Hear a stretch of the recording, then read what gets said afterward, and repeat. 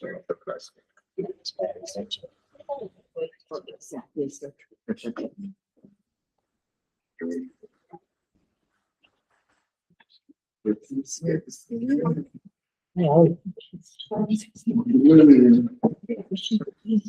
didn't know this was.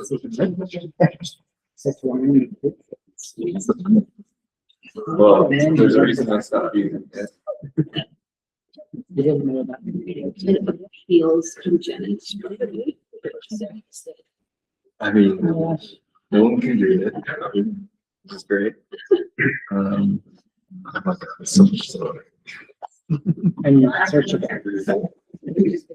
Well, It's better for your brain. Right.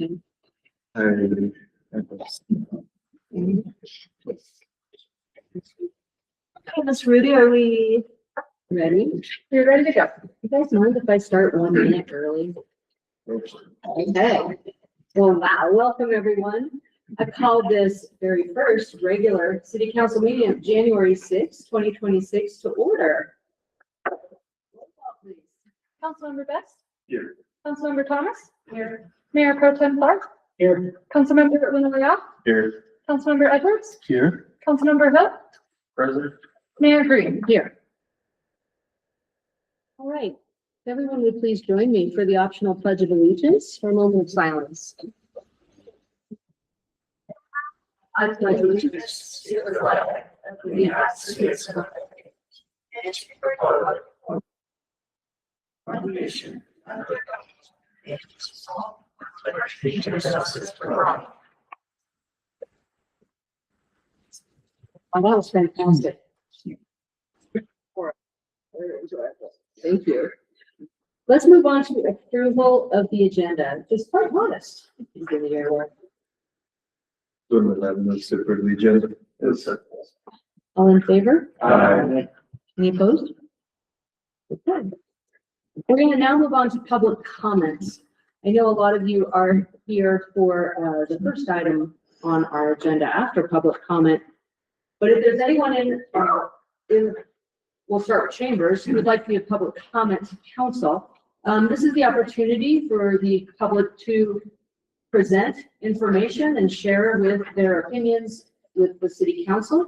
It is the opportunity for this a one-way direction of information. City council is not going to engage in a conversation on comments, nor can we start a debate on any of the items. If there is necessary follow-up action, then action can be requested of the city staff. For matters that are already on the agenda, then I'm going to ask people to wait. So in chambers, is there anyone who would like to give comment for items not on the agenda? Yes, sir. Please come up, tell us your name, and you will have 3 minutes. How you doing? My name is Jay Kuhn. I am the president of the Braille Community HOA. I'm here because we are now in our 5th winter of no snow removal services being provided by the city of Leadville to our community, creating an extremely dangerous situation for our homeowners and Leadville's emergency service providers. For the benefit of our newly elected 2nd Ward representatives, let me quickly take you through how we got where we are today. It starts with the subdivision improvement agreement, the SIA. The SIA is an agreement between the developer and the city, noting all improvements to the property required by the city to move forward with the development. The original agreement was made in September 2020 and amended in July of 2023. The developer had until September 2024 to complete those improvements. As it stands now, I'm not sure when the developer is going to be held accountable for completing these improvements, as he was granted his 4th one-year extension in September of 25. Here's the problem. Technically, the rail yard development has not been accepted by the city. The improvements, as agreed to in the SIA, need to be completed before the city accepts the rail yard development as being part of the city. When completed and accepted, the city also formally accepts responsibility for plowing our streets. The consequence of this being dragged out and the city being lax in compelling the developer to complete these improvements, because we've had no snow removal service, because the city manager and the streets manager do not view us as being part of the community. But we are. We live, vote, dine, build, shop, volunteer, and bring our families and friends here. We love Leadville like you love Leadville. 70 homeowners in the rail yard have paid their property taxes over the last 4 years. I think we can all agree that snow removal is an essential service provided by any mountain community with regard to the safety and well-being of homeowners. What we ask is that the city council work with the city manager and the streets manager to gain a commitment to providing snow removal service in the river with each snow event on a timely basis. As tax-paying residents of Leadville, this is the least that we can expect. Thanks for your attention. Thank you very much, Mr. Khan. Is there anyone else in chambers? Yes, please, Steve. This issue of snow removal, Will you introduce yourself, please, since we have so many? Steve Prestash, I live in Leadville, Thank you, Steve. has been a long-term ongoing thing. My understanding is part of the problem is the alleys are too narrow. Two of the alleys are too narrow, and I forget what the problem with the streets are. But I'm hoping there'd be some documentation on why all this came about and not just some Band-Aid resolution of what the problem is at this point, because other developments sponsored by same individuals are probably going to have similar problems. And I think we need to document why we have this problem here, not just fixing the problem. Thank you. Thank you very much, Steve. Is there anyone else in chambers who'd like to give comment for items not on the agenda? Is there anyone hiding behind the post? Is there anyone online who would like to give comments for items not on the agenda? Please raise your virtual hand. Seeing none. Thank you very much for the comments. We'll move on to our first item, which are the oaths of office. So we have both the swearings in, but before that comes the swearings out. And with that, I suspect I might have written you a poem. This is called the Goodbye Poem. I wrote you this poem to say goodbye, so please don't interrupt me or I may cry. It's the end of an era, but not the end of your journey. Rest assured, I'll still wave at you around town, even if I'm in a hurry. You've done so much to better our town. And for that, we're so grateful that you've been around every first and third Tuesday of each month, and sometimes the second and fourth. Christian Luna Leal, you're quite the heavy hitter, but your name doesn't rhyme with much, and for that I'm bitter. But if the truth be told, your passion is awe-inspiring. You care so deeply for our community, it's in your wiring. Tim Hill, I'll miss your one-liners and your, that was easy. You were quite a force, not to be cheesy. You kept us on track, on the right channel, and I'll miss you a lot, even your flannel. Timothy Best, I saved you for the end because you know what they say, save the best for the end. I'll miss your thoughtfulness and kindness, my friend. You are a treasure to this council, but not the bitter end. So in closing, I say, go off with the tip-tat, for you've accomplished a lot, and we're thankful for that. With that, I just want to say, I certainly hope this isn't the last poem that someone writes about you, but I hope it's the best. So on behalf of the city, thank you so much for all you've done for us. We're going to miss you.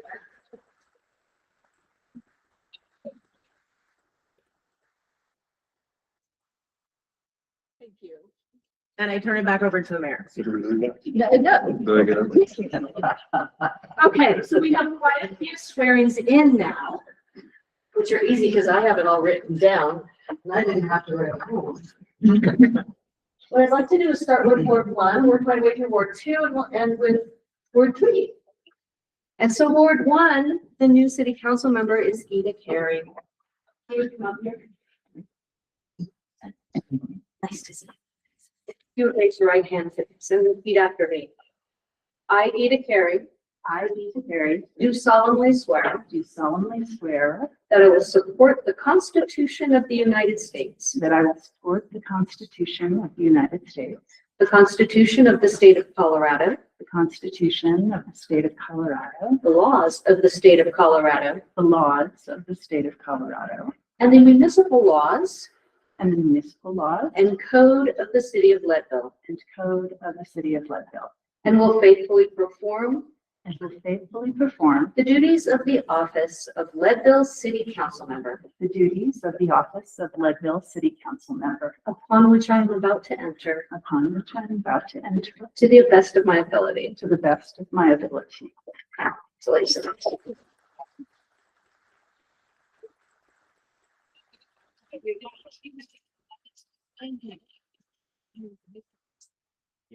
And one is for you. Do a secret handshake. I think you guys have to do like that secret thing, passing of the Ward You wanna 1 look? seat. It looks like a book. It's my notes for my first year. Oh my God. So one of these, one of these is for you. Okay. And one of these is for our. It's like that on my chest. You grab all your junk. There you go. Thank you. It's literally like 15 pages. And then we got laptops. Yes, very good. That was easy. Yeah, you can't read that. Okay, yeah. I If someone can wants translate. it, they can try.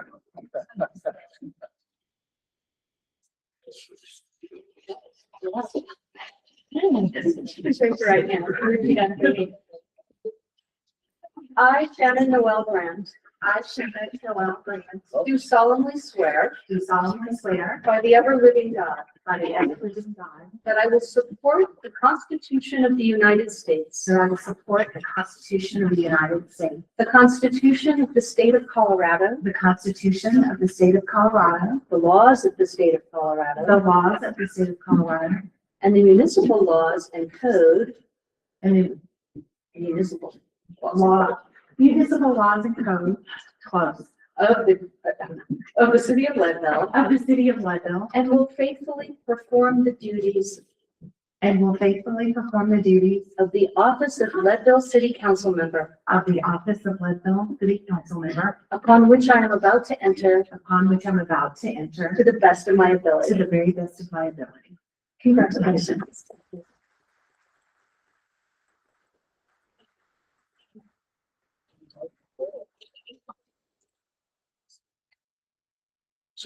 Do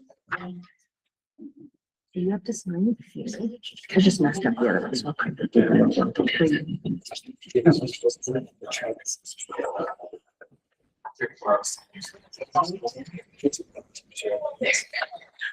Now,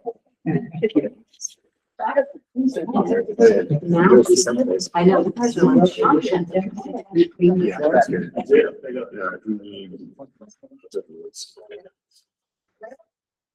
Are you really at the door?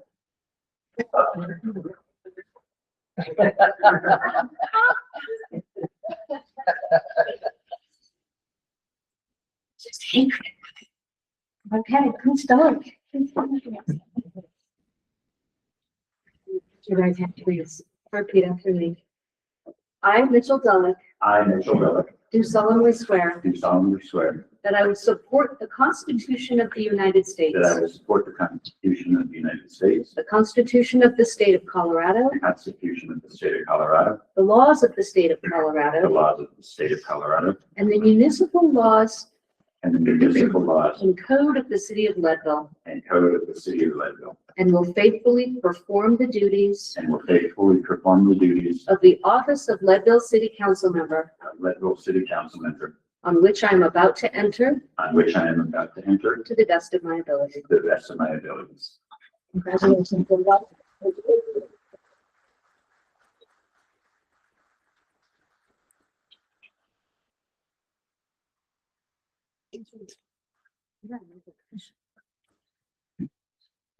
Thank you. Congratulations. You don't. Okay.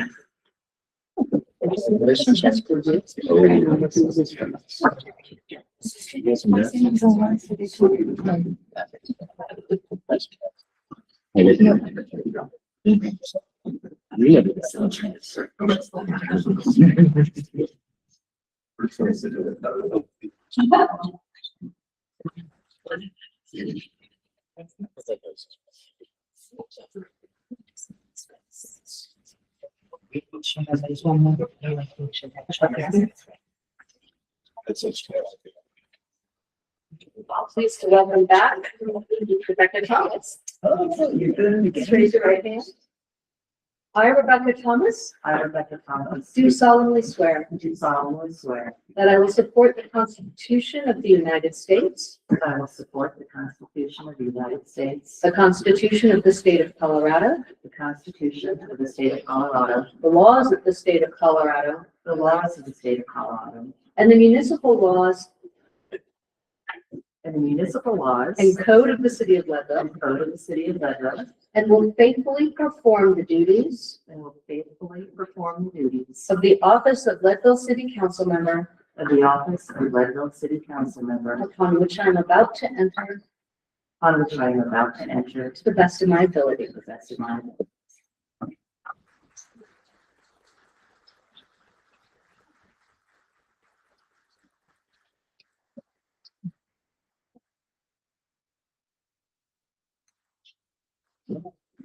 Do I get to keep the pens? I should keep the notes in.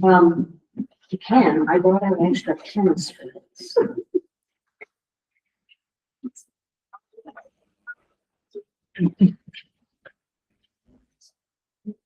Are y'all going to the bar to drink? Yeah.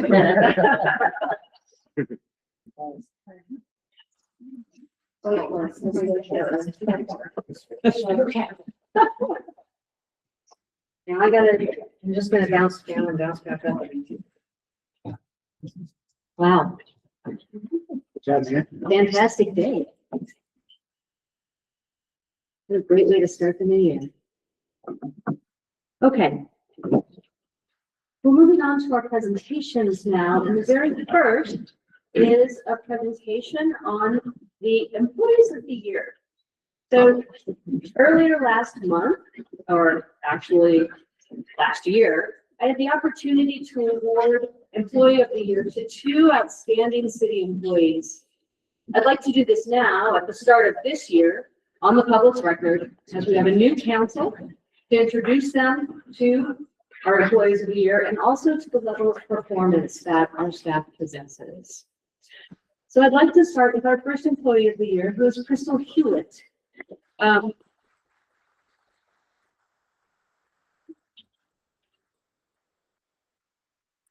Crystal is our finance director of the city. She is innovative, she is organized, and she is forward thinking. She brings a clear vision to our finance department and how the department should operate and how to intersect with the broader city vision. Try not to block you guys. She refuses to be limited by how things have always been done. So if any of you come in my office, you see a jar that says, this is the way we've always done it, and you're supposed to leave it before. If you say that, owes me probably $5.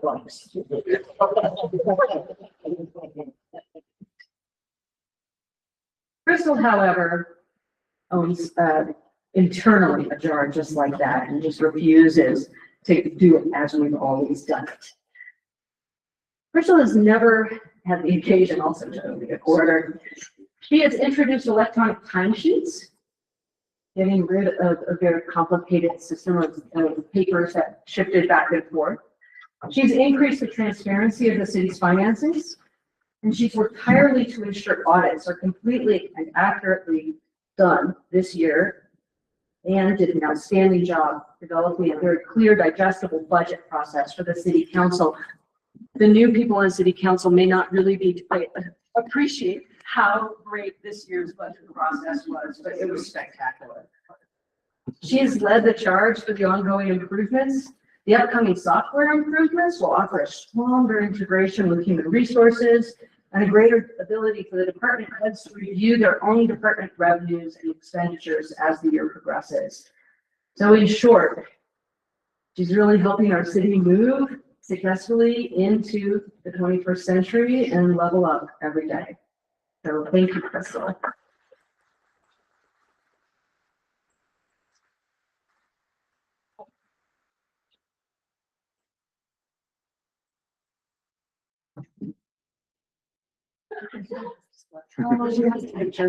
Okay. What kind of picture? That's just like a firm handshake. Thank you. So that's a hard act to follow, but someone successfully did it. You know, this year when I did Employees of the Year, I actually just threw out to all the employees, like, hey, does anybody have any ideas? Who would you like to see as Employee of the Year? And I got so many suggestions from other employees, and it was outstanding. Like so many, but there was no real winner. But what really came out is that there's such a sense of camaraderie and respect between our city staff members and how they view each other and value each other. And so I read all the comments and selected Crystal, but I also selected Captain Zach Slutsky.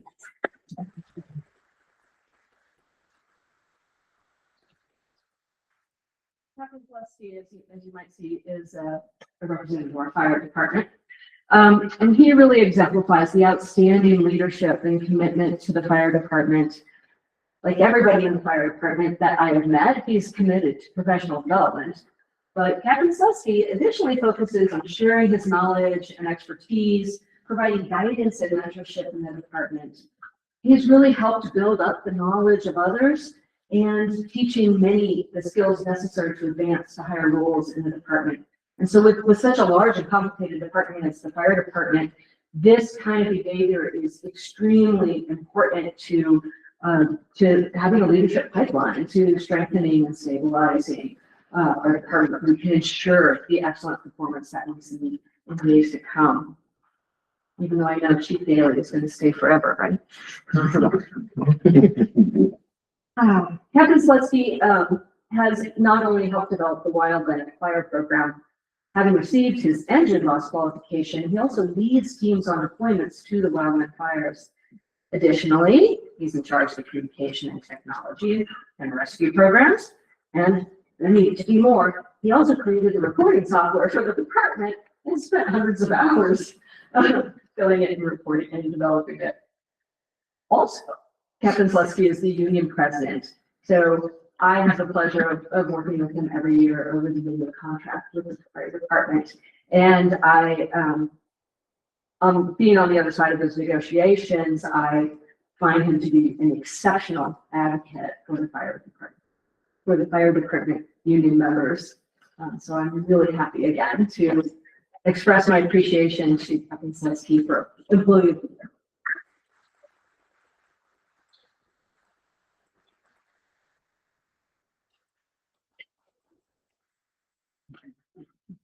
Appreciate the picture you guys got with the dog.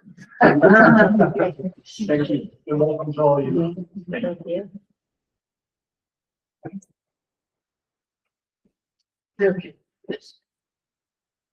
Well, I've already had far too much fun this evening, and I've done way too much talking. So I'd like to turn it over to the city administrator, the city administrator's report. Great. So I intend to kill fun right off the bat. Just joking. So I wanted to welcome our new city council members and give you a little bit of an idea of what to expect over the next couple of months. You have been receiving materials and information from us already as far as onboarding and some of the obligations and things that you will need to know. But one of the most important things is that we are going to have your annual legal training next Tuesday as a work session. It will be here at 6 p.m. and it's 2 hours. Hopefully not longer than 2 hours, but at least 2 hours. And it'll be presented by two people. The first person is Sam White, and he is the general counsel for CIRSA. who is our insurance company. And he has fantastic knowledge of avoiding liability because they're our insurance company. And he has a fantastic training. I already sent out to you a short video that he did. If you remember, he's the guy in the referee jersey who tells you what not to do. So he's very engaging. He's great.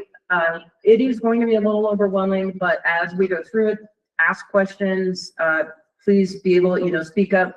He'll be doing a portion of the training, and then the other portion of the training is going to be done by our city attorney, Hillary Graham, who also has extensive experience with municipalities and also very hands-on experience with our city, and some of the issues that we may face as a mountain community.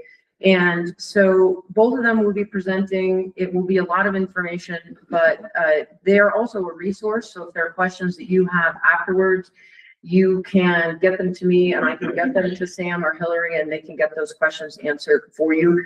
I'd also like to introduce online is Mr. Nick Hartman. He is with our city attorney's office. He works with Ms. Graham, and he or Ellie Laboon is the attorney who attends all of our city council meetings.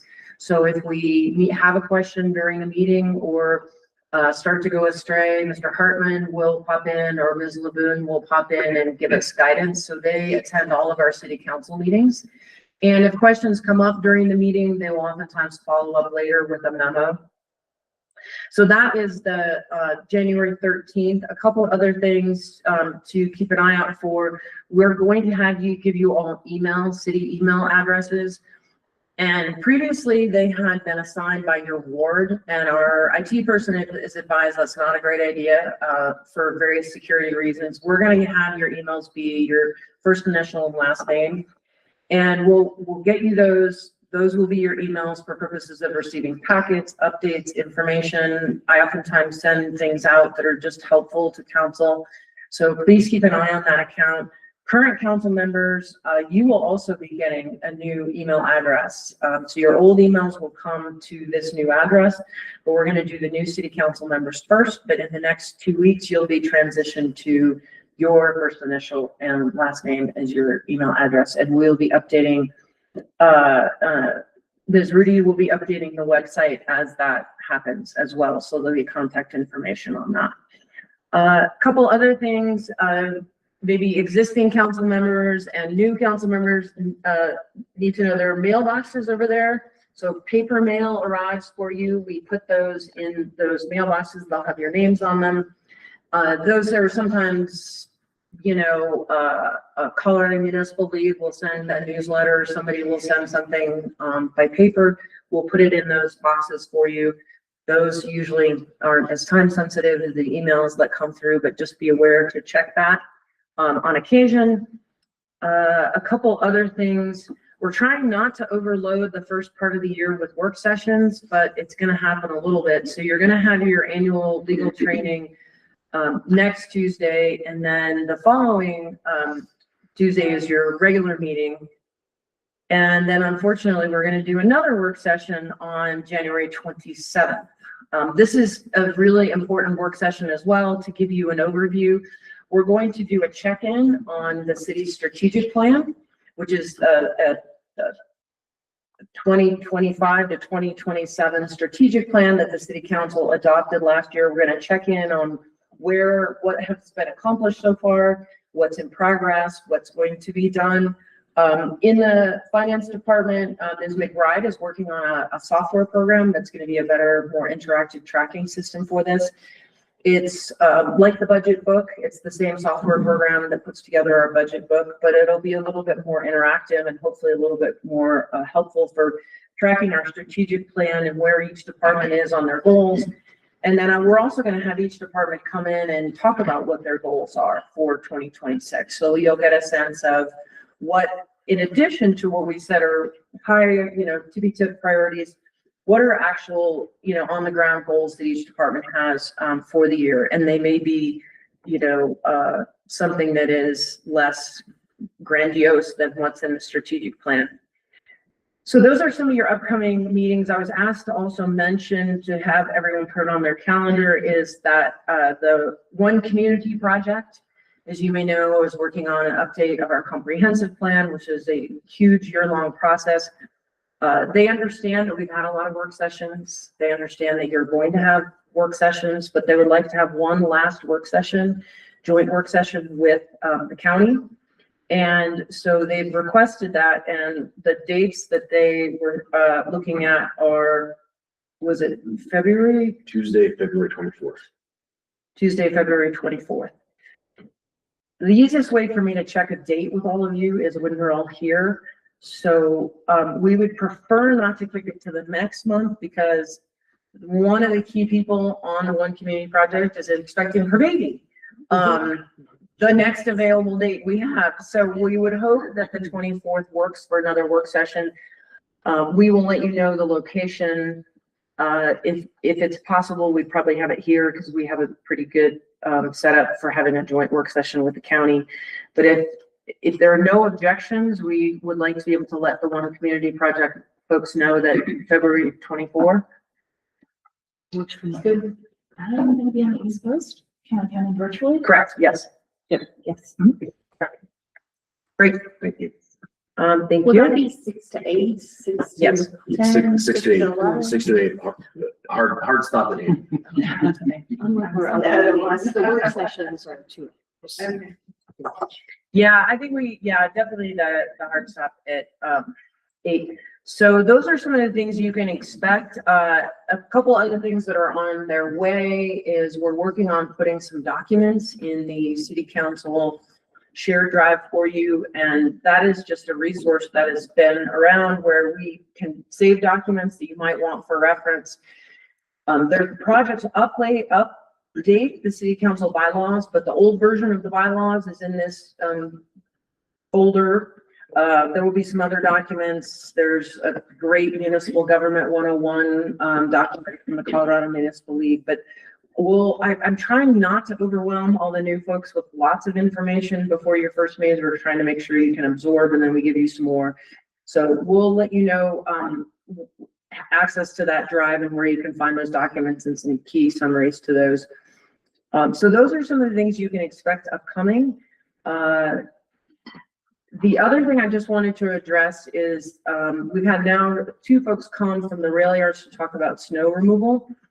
And what I wanted to do is just clarify some things and sort of set the stage for future information. But the no snow removal is not correct. The rail yards does get snow removal. The comment about the rail yards and its status is somewhat correct in that the developer has not done what the developer needs to do in order for the city to accept the streets as part of our city street system. So right now, the streets in the rail yards are equivalent to like a gated community. They are private. They do not belong to the city. And I understand that those residents pay taxes, but if you pay taxes in a private residential community that's gated, you don't get snow removal, even though you pay taxes. You may pay the same property taxes. So that's the situation. And I think what I spoken to Mr. LaChance about is that he will give you an update on the subdivision improvement agreement and where the city is at enforcing that. The allegation the city has been lax in that is false. We have been tenacious in trying to get the developer to get this across the finish line, and it has been, as council members who've been on the council know, it has been problematic and very difficult. So we are in a very tough position. It is not really within our control to have the developer get the things across the finish line that he agreed by contract to do. And so what we have been doing is we have been plowing the rail yards, even though it is not the city's obligation. Just want to let you all know, I have a meeting along with Mr. LaChance and our streets department tomorrow to talk to the rail yards folks about their understanding of what plowing. I think they have a misunderstanding of what city services are provided citywide. So for example, I got an email saying, we got snow, our streets weren't plowed. And the answer was no streets were plowed. It did not meet the number of inches required for us to send plows out. So they are correct. They did not get plowed, but no one else received plowing. It did not meet the threshold. So we're gonna sit down and talk to the realtors and get more education back and forth about where we are and how things are going so that they'll have some understanding. There's some things that we need to do or have them do that will help us in the plowing. So there are some things that residents there that they're doing that are making it very difficult for us to get our paths through. So I think there's some cooperation that needs to happen and just some working together on that issue. And I just wanted you to know that that is in the works. And I'm hoping that we can get to an understanding of where the expectations are realistic and where we're maybe meeting expectations or we need to do something different. So I've asked Mr. LaChance to address in his next department report sort of where we are and the efforts we've made regarding the compliance with the subdivision improvement agreement. I think that's a little too lengthy for tonight, but just wanted to let you know all that is in the works. And with that, I'm happy to answer any questions. I have questions for Mr. Rubenstein. Are you going to update, at least the Ward 2 folks on that meeting, or can we get some updates? Because I've also had some conversations, even though I wasn't on council yet, so just kind of. Yeah, I think what we'll probably, I can just draft a summary of what happened during the meeting. The other thing we're gonna try and do is I've asked the streets department to print up our brochures to hand out to their HOA about here's what happens is regarding snow removal. We're pushing that message out, but I think that would be really helpful to them to understand. Here's how it goes. We don't have a set time. Nobody gets a set time. I mean, it depends on when we start to think we're gonna get to 4 inches. Could be really early in the morning that everybody starts, but our perils are the priority. And, you know, the streets department has a process for working their way outward. So yes, I'm happy to give you a summary of what came out of that meeting. And if that was going to come to council, then I think we're. Yeah, that's fine. I could do that in my next city administrator's report, which would be in 2 weeks. That's fair. Okay. Thank you. Yep, sure. Councilmember, did you? You answered my question in your response to that question. I was gonna ask if they have an HOA, and it sounds like they do have an HOA. Correct. And I think the answer is that if, you know, many people in town have certain desires regarding plowing. And so that they want a certain time and a certain amount of snow that gets plowed, they can contract for that. Their HOA could contract. If they said, we need these streets plowed by 8 a.m. because we have people going to work, they can contract for that. We cannot guarantee your streets will be plowed and ready to go by 8 a.m. It all depends on how much snow and how fast the crew can work. So. Any questions for Cindy Edelman? Thank you very much. All right. Rather rapidly this evening, let's move straight on to action items. First action item is the Mountain Goat Mobile Food Vendor Temporary Use Permit. Mr. LaChance, would you like to walk us through this? Mayor and council, and nice to meet you, our new council. My name is Chapin LaChance. I'm the Director of Community Development for the City of Leadville. I want to give you, before we review this application, just a bit of background, and then I'll hand it over to Mr. Cummins, our permit technician, to walk you through this application. Our department manages approximately 40 different permit types. The council's seen many of these come before you. Most of those permit types are for permanent projects. So you can think about new construction, development, redevelopment, subdivision, etc. We have one permit category, one permit type for projects that are not in perpetuity, so where we're not granting approval in perpetuity. That's for, we call that our temporary use permit process. The abbreviation for that is TUP. Typically, if anything with on private property, we process that administratively at staff level. So Andrew and I work on that. And then the council sees projects that are involving public right of way. So you can think about your events would be a good example, like the Lifetime Race Series, Boom Days, etc. The application that you have before you tonight, we're elevating this to you to ask a question about the time period for which we're giving approval. We don't anticipate coming back to you with these types of applications Again, we want to ask you one question about your interpretation of the time period. And then in the future, we expect to take that interpretation and continue processing these administratively. But because we do have a question, we are elevating this one to you tonight. Any questions for me on the context of this before I hand this off to Mr. Cummings to explain the details on this application? Okay. Okay, thank you. And I will share screen as Mr. Cummings presents. Hello, council. Nice to meet you all as well. Thank you for hearing this. If you would like to follow along in the packet, it does start on page 2.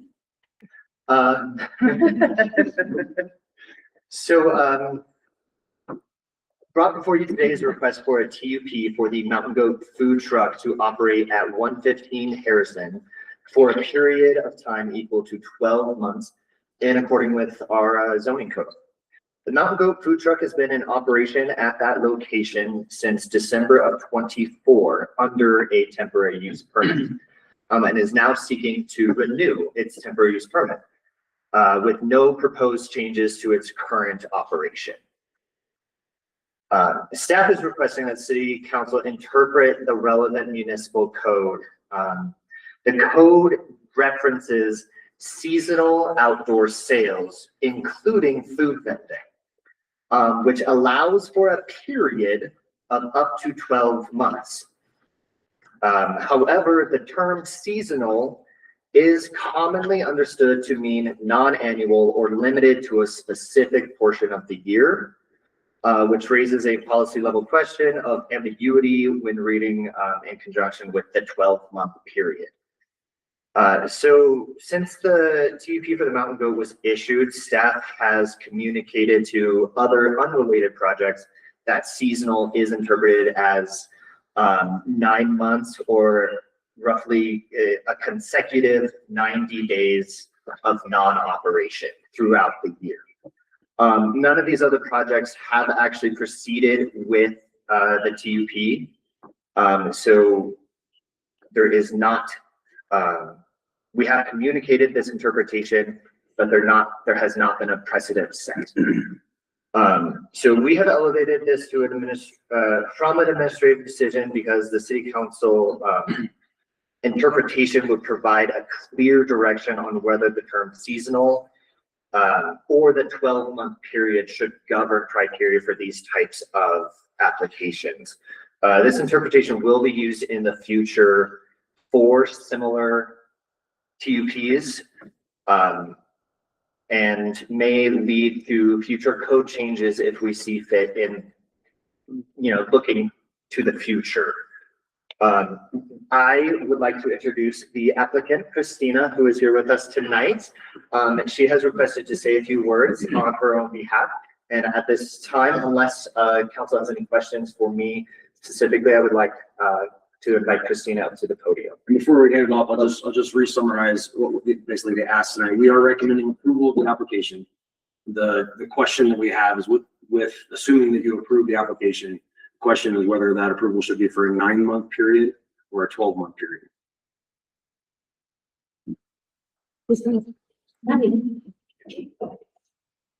All right, so as far as the operating goes, we've been operating year-round for the past 3 years. That's how we've run our business. We've been up to Earl's for a year now, just a little bit over. It's been awesome. We've really been liking it up on the main drag. The problem now is to ask us to close for 90 consecutive days will impact our business so much. That kind of loses the trust of the locals. We shut down for a week for vacation and people get kind of riled up about it. So it's just really important for us to keep that trust, to serve our community, and to stay there. The option to kind of move out to the county, not publicly, but that would lead to profit loss as well because we're losing all of our foot traffic. We rely on our locals, but the tourism, the foot traffic is extremely important to us as well. And we get it all right there. So we're just asking you guys to kind of, see if there is a way we can make this work yearly or year round.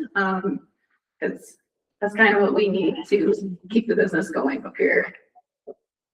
Thank you so much for your time and, look forward to, yeah. Thanks, guys. Mr. Gomez, did you have anything else? I would like to say, just to further clarify, we have had 0 community complaints about this project.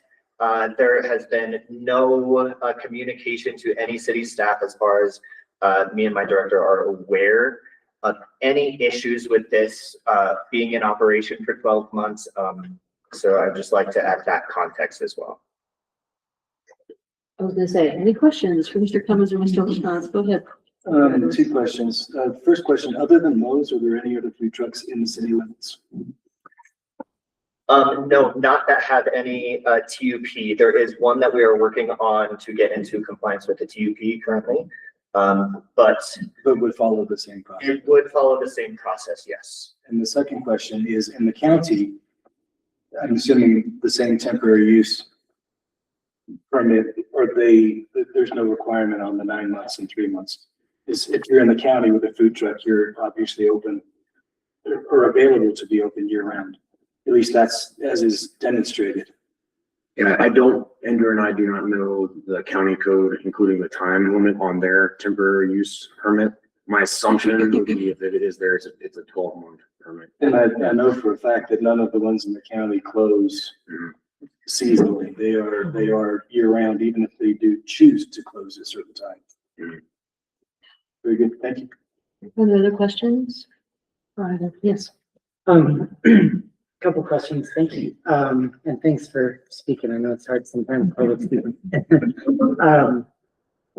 So that a 12-month food truck operation defies our categories, right? Is that kind of thing? Like there's no year-round outdoor sales, there's only seasonal outdoor sales? Yeah, I mean, Mike could also explain it this way. In the highest level category, that references a time limit in our code is seasonal outdoor sales, and then it says 12 months. So that's our highest level time limit. And then as you go deeper into the code, there is a section that says seasonal outdoor sales include these mobile food vendors. And so that is where as we've gone deeper into the code since we have approved the Mountain Goat a year ago, when we're communicating to other applicants where we say, well, it does say seasonal. So the interpretation of that is that might be more limited than 12 months. However, you should consider that if we come back up to the highest level time limit in the code, it clearly says seasonal outdoor sales, 12 months. So there is something in code that says seasonal 12 months. Is there anything in code that prohibits seasonal 12 months? No. Okay. No, the only thing that would be an interpretation of the definition of seasonal, which could be interpreted. We have been interpreting since the last approval to be more limited, and we've done that at essentially 3 of the 4 seasons, so 9 months. Well, it wouldn't be the first time we encountered some ambiguity in our code. Right. Looking at that specific code piece, I think you have it pulled up, where it refers to seasonal outdoor sales. There's these ordinances that it references, but sometimes it's not clear. So the one that talks about seasonal outdoor sales, including food and vending, refers to ordinance 08-5. Like, is that from 2008? Is that like, what does that mean? Sorry, could you give a page number? Oh gosh, hang on. Of the code? It's under, I'm sorry, I'm gonna take a,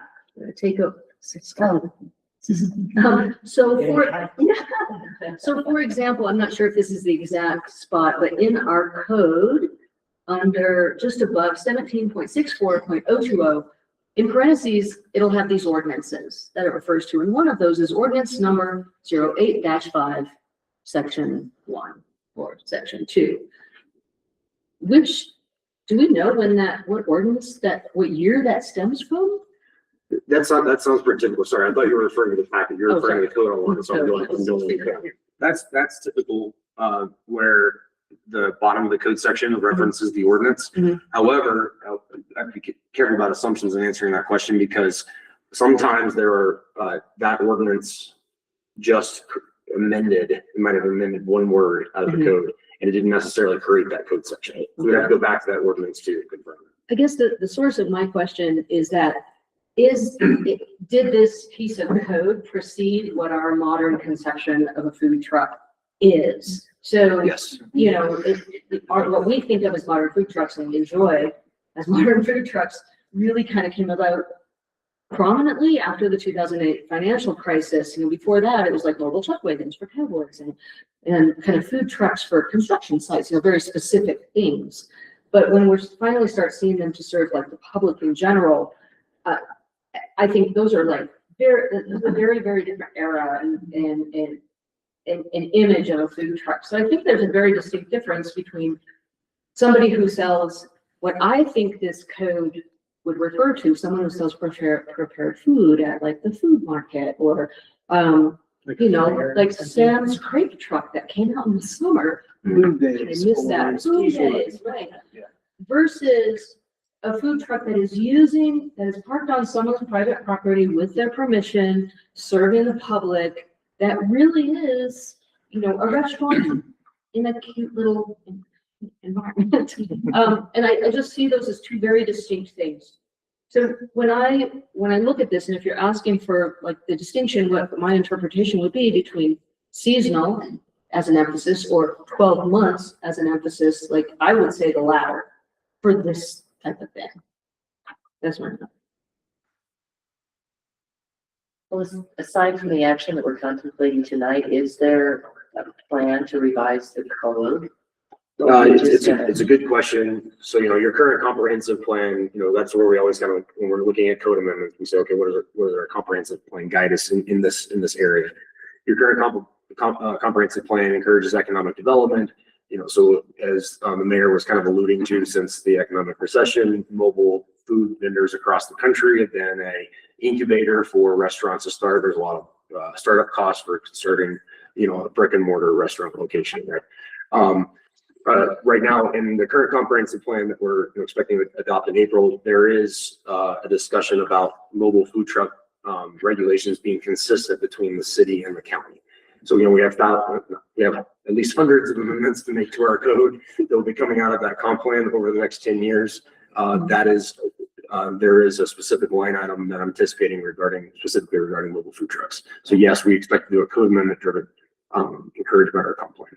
I think if you at this point suggest another code change. to Now would not be 17. the time.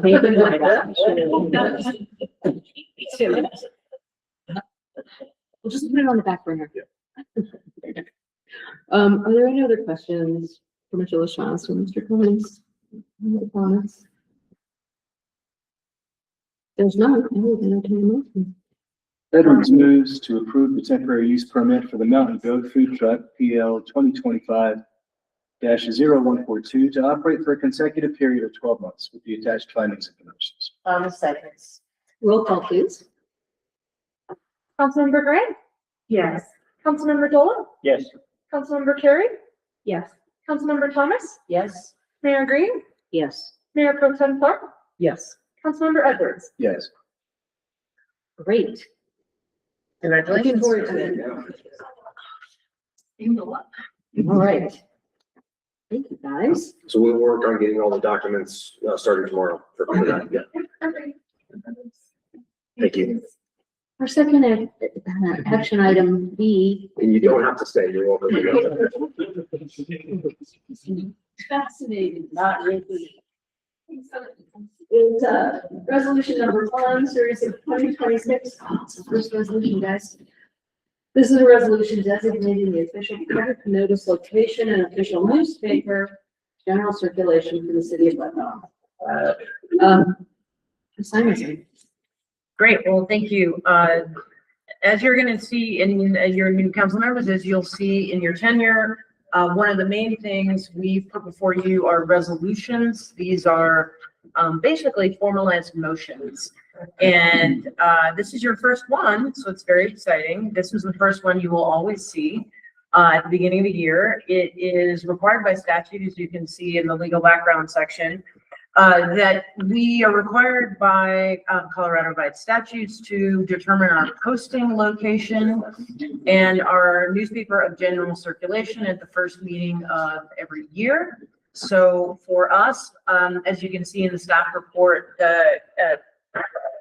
the state has encouraged cities to move away from paper and use an electronic means as their main posting location. So our website is our main posting location for packets. As you know, agenda, packet materials, not only for your council meetings, but other meetings as well. So our official posting location is the city's website. We also will do a courtesy posting of the agenda on the front door. If everything goes kaflooey, and that's an IT word with the internet and the website, the front door will be our secondary posting location. And our newspaper of general circulation, not surprisingly, is the Leadville Herald. So that's where we will post legal notices of, upcoming ordinances. You'll see some things for next council meeting that are going to be posted in the newspaper. So this is the first, it's a housekeeping matter, but this is the first resolution that you'll see every year. And I think what we try and do as staff is we always try and have a staff report. So you always know what's coming before you and why. So you don't just see a resolution, you'll see a staff report explaining, most of the staff reports will be laid out in the same fashion, where you'll get some background information, the fiscal impacts, our staff recommendation, and then your options, which may become relevant at a future agenda item tonight. But for all of you who freeze in public settings, you can always look at the proposed motion section, which is where we put forth a proposed motion that you can just read for purposes of passing the resolution. And with that, I'm happy to answer any questions. Other questions for Ms. Simonson? It's pretty cut and dry. Have we looked at the other papers in town? Legislative Bitumen will not publish any of our legal notices, so sorry. You can print it. You can hit Control P on your computer.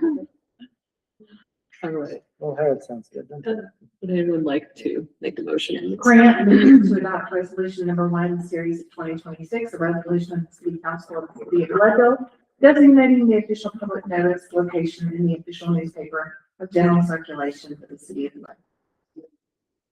Thomas Seconds. Roll call, please.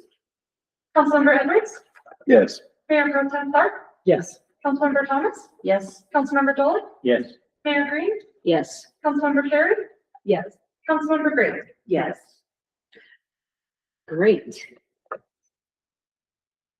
can't tell you how unusual this meeting is right now. Right along. Let's move on to resolution number 2. We are setting a precedent. Oh, don't jinx it. You can all go south in the last few minutes. Okay, resolution number 2, which is a resolution of the City Council of the City of Leadville setting the 2026 regular meeting schedule for our City Council. Back to you for this. Great. This is another housekeeping item that I started this year and I'd like to continue from year to year. This year it's not very exciting because all of your regular meetings don't conflict with anything. What? Election day, always conflicts, first Tuesday. Yeah, but we don't, I mean, I would. I'll usually bump that to the Wednesday, Well, do we have any, but there's no other problems. yeah, I guess what the purpose of this is to figure out if we want to bump for election day this time around, if there. It's kind of a better election. Yes.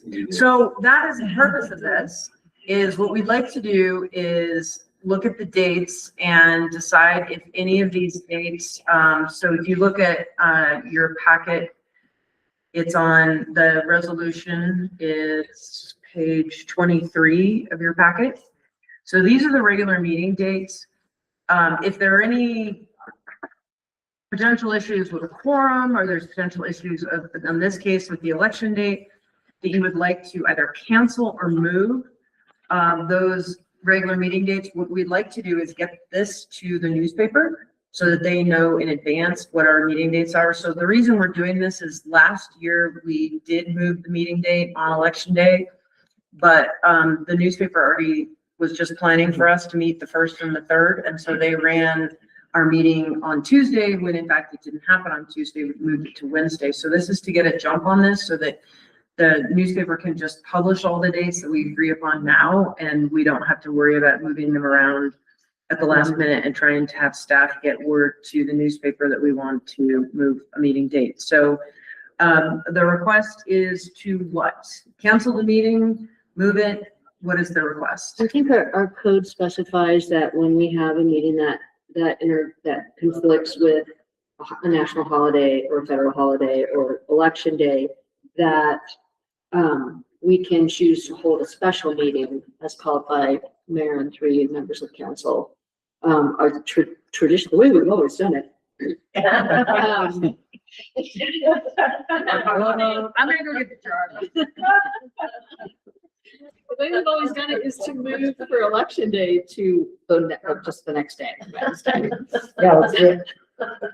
We've also canceled.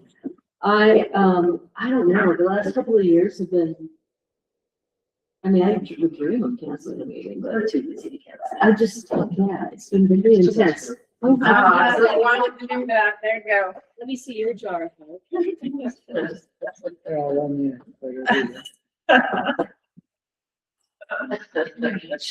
I honestly, I have contributed to myself too often. So I'm wondering, like, if for this resolution, can we just make that amendment? So that we have this down for this particular one, and then if the paper looks at it. Yeah, we can make this and then revise it we can revise the resolution for purposes of posting and everything on the website. So what is the preference of council then? The next, To November 4th, which is a Wednesday. so we will on that then change that to November 4th. Any other dates? Well, I'm really sad there's not an April 1st meeting again this year. There is a St. Patrick's Day. A St. Patrick's Day meeting. Well, the council can elect to do a special meeting on April 1st, and it's so true. I'd also like to say my anniversary and my birthday are on here too, so. My birthday's on that day. Yeah. Oh, This is awesome. We're gonna have some big celebrations. Okay. No, I think November 4th would be the only amendment, switching November 3rd for the purposes of avoiding election. so whoever reads the motion then just needs to change the date, say, move to approve with the change of November 4th. I would like to see, Mr. Hartman, do you have any comments are we on the right track here, or do we need to do something different? No. Okay, Nope, you guys are good. thank you. Phew, okay. Motion? Motion. Okay. Start moves to approve resolution number 2, series of 2026. A resolution of the city council of the city of Leadville setting the 2026 regular meeting schedule of the city council with the amendment that November 3rd be changed to November 4th. I'll let that finish. Roll call, please. Mayor Green, Yes. Mayor Pro Tem Poe, Yes. Councilmember Carey, Yes. Councilmember Edwards, Yes. Councilmember Thomas, Yes. Councilmember Dole, Yes. and Councilmember Edwards. Yes, again. Oh, sorry. Grant, Councilmember Grant. Yeah. It's a whole new world. Well, fantastic. I'm very excited here. We've outlined for ourselves. We do need to schedule the parties. Thank you. There's nothing like having a meeting with someone. Thanks for doing It is thrilling. Yes. Oh, let's move on to our final resolution for the evening. It was crazy. Resolution number 3, series 2026, resolution of the city council of the city of Leadville appointing members to the Regional Housing Authority Board. Ms. Simonson, can you walk us through? Sure. Regional Housing So Authority. just as a little by way of background, the Leadville Lake County Regional Housing Authority is essentially created by an intergovernmental agreement between the city and the county. So the city and the county created a regional housing authority, and by way of that agreement, each entity got to designate members of the Regional Housing Authority Board. And as you can see on page 26 of your packet, Article 3, Section 3.1 of the IGA provides that the city may appoint 2 members to the Regional Housing Authority Board, at least one of whom shall be an elected official of the city. It does not specify that the second member has to be an elected official. It just has to be someone appointed by the city. The only requirements of that is that the appointed persons must be residents of Lake County and shall have reached the age of 18 years. So those are the requirements of the positions. So just a little by way of history, the board was, or the Regional Housing Authority was created, and the initial appointed members were Councilmember Tim Hill and Councilmember Luna Leal. And so those 2 council members are no longer on the city council. So the city would need to have 1 new elected member and 1 second appointed member. So I think, the mayor and I, and we were talking about this in the agenda prep meeting, is that, the existing council members and potentially, Councilmember Grant, who was here before, have some knowledge of the purpose of the Regional Housing Authority. But essentially the city and the county came together to try and create a separate legal entity to be able to have certain powers by statute to address housing issues. So by creating this Regional Housing Authority, they by statute are a separate legal entity than the city and the county. They are run by a board. So the board, it would be like the sanitation district or hospital, where they are governed by their own board. So that the people who would be our designees would be our representatives on that board. And then the Regional Housing Authority has certain statutory powers, like it has the power to tax and spend money on affordable housing purposes in a broad sense. And I did put in the staff report sort of generally the ideas when we formed the Regional Housing Authority, what those purposes were. So I think the importance for us is that the council designee would be expected to be someone who would go to those meetings and be able to report back to the council as to what the Regional Housing Authority is doing. That is our connection to the board, to find out Regional Housing Authority is taking on this project or thinking about doing something else. And so that would be, we would say, when you get to council reports at the end of the meeting, that council member would say, okay, the Regional Housing Authority met and did X, Y, and Z. Council member Luna Leal and Council member Hill were very good at reporting back the things that were happening. So that's how we would keep apprised of that. The second member could be a member of the public who has a specific interest in affordable housing. And I'd just like to acknowledge that Becky Longberg is here. She is the executive director of the Regional Housing Authority. We are so glad to have her on board. And she reports to the board. So that's just a little bit of an overview of what it is and why it's important for us to have representation on that board. And I think what I'd like to do is just see if there's any questions before we get to the point of, I don't know, Mayor, how you want to handle it. If you want to do each one separately, I think first I'd like Ms. Longberg to come up and just maybe give us a little more insight as to the Regional Housing Authority. I know at least for me, it's been a while since I've thought about it in depth. And so I think especially with our new members to kind of run through that, but also to maybe give an idea of what the time commitment would be and when the meetings are and how long they are. That was specifically what I wanted to speak to. It is a commitment precisely because the Regional Housing Authority is fairly young. We just finished strategic planning a couple months ago. No small thanks to former council member Luna Leal and Tim Hill. And I would say it's at minimum 6 hours a month. And that's just preparation for meetings and then attending the meetings. And if you are secretary, treasurer, if you have a position or are on a committee, which I hope that everyone does serve on a committee, probably 10 hours a month. So it's no small volunteer project. It is a commitment.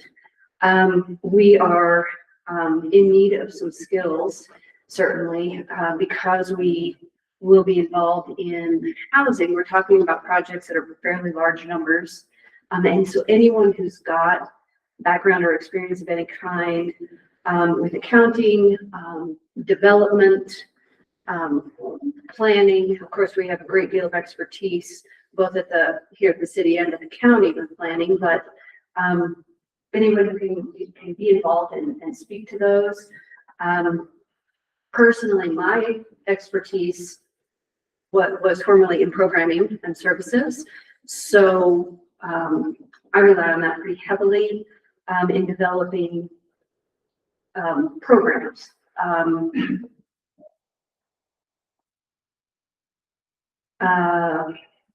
What else? Anybody who's got big government, if you've worked at the state, that would be a huge plus. And understand those kinds of things. But mostly what we need is somebody who's got a deep caring for serving the members of the community. Housing is obviously a foundational need and a basic need, and it's gotten a lot harder. It's never been easy at 10,000 feet, but it's gotten a lot harder in recent years. And the city's doing a lot. You've probably watched the PUD conversations. There has been quite a few conversations happening, and things are about to get a little easier as far as building new housing or maintaining or preservation of housing. But really everything is still quite nascent. So we're creating policies. We're looking at updating the IGA this quarter. So you'll be seeing a lot of me over the next few months. Can you tell us when the meetings are and how long they are? The regular meeting is every third Wednesday, the third Wednesday of every month. And that is a 2-hour meeting from 5:30 to 7:30. And I try very hard not to go over that time frame because I recognize that my board members are volunteers and time is precious. Then there's an executive committee meeting in addition to that. We do have a developer committee, which we haven't called yet, but those are as needed when there is a development that we would consider. Yes. City council. Could you share who are the other current board members and or committee members? Yes. So from the county, we have Commissioner Tharp and Commissioner Matt. Other Tharp. Also Tharp and Matt Hobbs. Thank you. I was just at the Leadville Housing Authority, of which I am its newest board member. Congratulations. Thank you for that appointment. I appreciate being able to not be here. I was in 2 places at once for that appointment. And we are already talking about how to collaborate. So the Leadville Housing Authority is the municipal housing authority. And essentially there's one property with the municipal housing authority, and that is Mount Massive Manor. As you all are all aware, it's a little on the older side of things and is in need of an elevator, some windows, some things like that. So talking with the regional housing authority about maybe if some of the 2A funds could be used to bolster their repairs. How can we collaborate? There's only so many people who want to serve on boards, thus some collaboration in those ways. Just being creative. Just to help answer that question, the other members, in addition to what, At large. yeah, our at large 3 members are Tracy Fletcher, Dan Northcraft, and Richie Mutu. Yes, they're all at large. Dan Northcraft is, I believe, his term is up this year, and so we'll be reappointing him in the spring and, or reappointing or opening it up for, a new board member, or, and then Richie and Tracy both started a year ago. Appointments are 2-year terms. That's up to, currently it's 4-year terms, and it's, up to renegotiation in the IGA. Ideally, we would have a new, at-large, no more than one new at-large at a time. And I believe Tracy took someone's place. It is completing another term, and Richie is new, or vice versa. Richie is starting a complete term, and Tracy's finishing someone's term. Yeah. Any questions for Zoe? Are we looking to appoint those people tonight or? Well, we have a couple of options here. I know former council member Luna Leal has expressed an interest in continuing on the Regional Housing Authority Board as our second appointed member, which I personally see value in having institutional knowledge, especially in a young organization, and kind of keeping some of that momentum going. My concern, at least when we were talking during the agenda prep, is that this is a lot of information and it's a fairly large commitment, and we would like to appoint somebody, we're supposed to appoint somebody from an elected official from the city. And because of the time commitment and what it involves, I thought that might take some time for people to digest and put in. So our options are to just appoint if like somebody wants to step up and say, hey, I think this is really interesting. I think we could fulfill this resolution tonight. If people want to think about it more, then another option will be to table it until the next regular meeting. Could we appoint one but not both tonight? Yes. That was going to be my question, because I'm not looking at my calendar, but are we going to be missing would be missing a meeting? Yeah, No. on the 21st. It is on the 21st. Yeah, but our next regular meeting is on the 20th. Okay, so which is not, You should never be missing. yeah, that would be really detrimental, I think, to maybe come screaming in as a newly appointed person. How, if we were going to appoint half of this resolution, how would we word that? I'm sure. So let me get to the proposed motion. So if you look at page 28 of your packet, it has the now therefore be it resolved by the council. And you have the option to fill in the elected official's name and the second member's name. So what you would have to do is incorporate only a portion of that into the motion. So you'd have to say the proposed motion would be along the lines of, I move to approve resolution number 3, series of 2026, and then you'd read the title of it. And then you'd say, appointing, X person as the city's elected official member of the board and postponing the appointment of the second member to X time. Or reverse. Yeah. Because we have a good idea of the second member.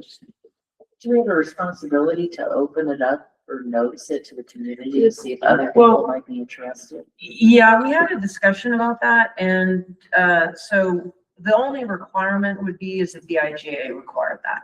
So the IGA doesn't specify how the city picks its 2 people. It doesn't say we have to open it up. Now, do you want to? That's entirely up to you all. So for other types of appointments for things and even vacancies on city council, we have, posted an ad in the newspaper and said, here's this vacancy, please submit a letter of interest. So what I'm saying is you don't have to, but you can open it up. I guess this is sort of a reflection of the ancient nature of the IGA that we really need to update in the same way that we're trying to clarify and set out steps in a lot of our own processes here, I think the same, we're finding all sorts of things that the current IGA just doesn't really quite address very well. So I think there's two things here, you know, is that very reasonable? Yeah. You know, would I move toward it? Absolutely. I think especially given where the Regional Housing Authority is in terms of their work right now in the large, you know, let's be honest, it's a large commitment. And just like I think former Councilmember Leal said, like, you don't want to miss a meeting.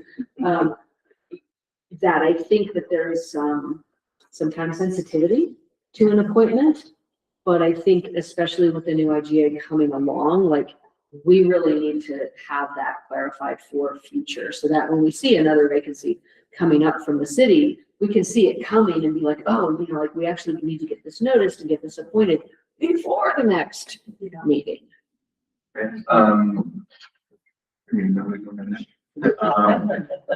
Just also to clarify, there is still open at-large seats that are publicly noticed and people do have the opportunity to die for. As a director.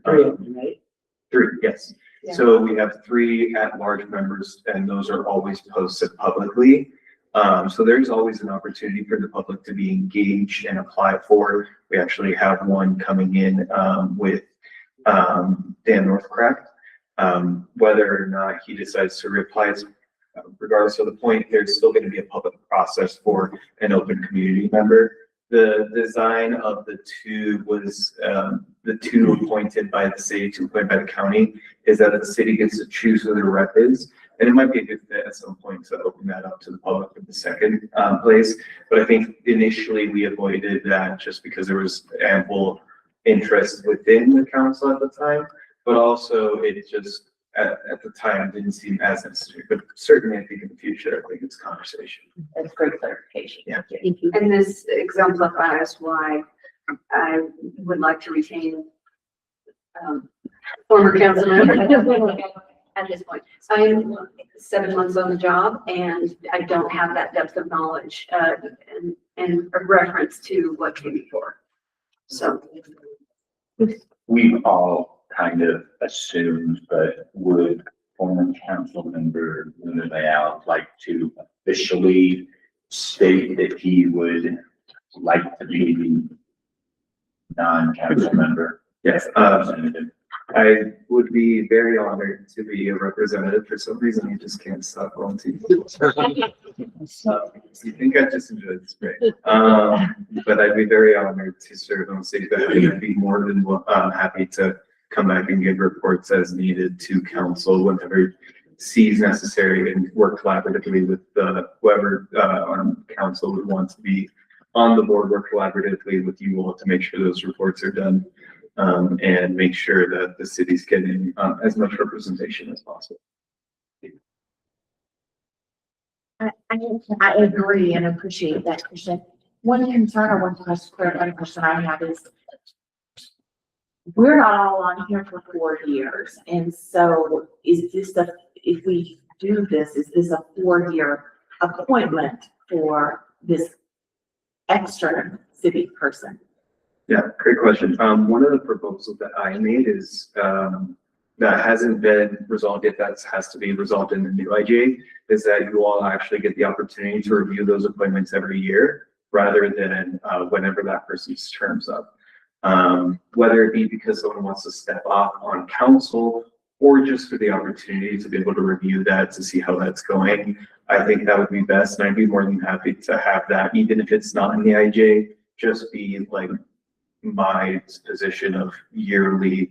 If you know you all want to appoint a new person, maybe it's on council or someone else, give you all that opportunity, and you're always as council members able to pick someone off and pick someone new. Obviously, that's you don't want to do that's not the best idea, but that's why I'm offering the year. But in case I'm like a horrible representative and you want to get me off, you have a process. And I actually think a year is too brief. I was going to say I would like to do that, but put a 2-year, like just as because that's what some of us serve in, and that seems to be more. So that would be my suggestion. to us to think about in the IGA. Would it, if you are serving a 2-year term on council, you, after those 2 years, you couldn't satisfy the elected Yes. criteria, right? Identifying all these Yeah. little fine Right. points, right? And I mean, And that's the what we're again. yearly review was kind of to avoid that too, because there's gonna be transition at different times between council members, and sometimes where council members depart midway Yeah. through, so it. And I don't disagree with you, but in my mind, I was thinking 2 years would seem natural, but you're right. I mean, it can happen. Well, and I think, you know, we have that same issue with us, like defining, you know, what is, when is someone completed a term, right? If they stay 1 year and leave, is that a term? Most cities would say no. Staying 2 and leave, yes. Most cities would say yes. Is it in our code? No.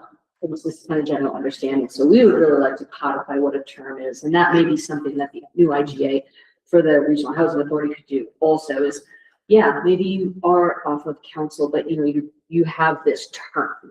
And Yeah, we'd love to explore that and more with the IGA. There's a lot of intricacies and gaps missing in the old IGA that need to be fixed for sure. yeah, because the old IGA was just literally the creation of the Regional Yeah. Housing Authority, not the ongoing existence. Not much else. All right, do you guys want to tackle like a partial? Do you want to ask the I think question? we and should see if- ask. Is there anybody interested? Yes. Who's interested? We do? I did not think.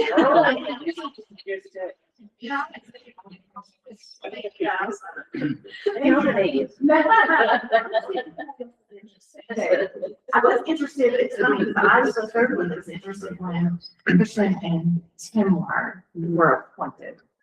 This is the chance to fulfill your destiny. That's not what I'm saying at all. It's just, that's funny that would have changed this whole 4-year thing, like, it brings out all that. So, no, I'm just relating those things. I'm not saying I'm interested. I'm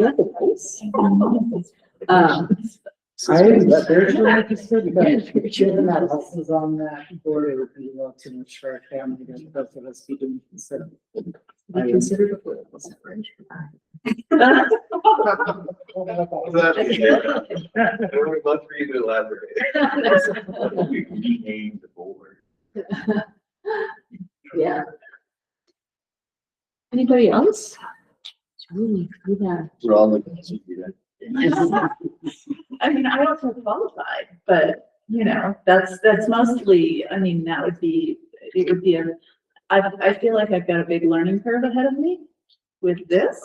And with that, it would be like, whoa, but you know, I mean, if nobody else steps It up. wouldn't be the first time you've been strong in.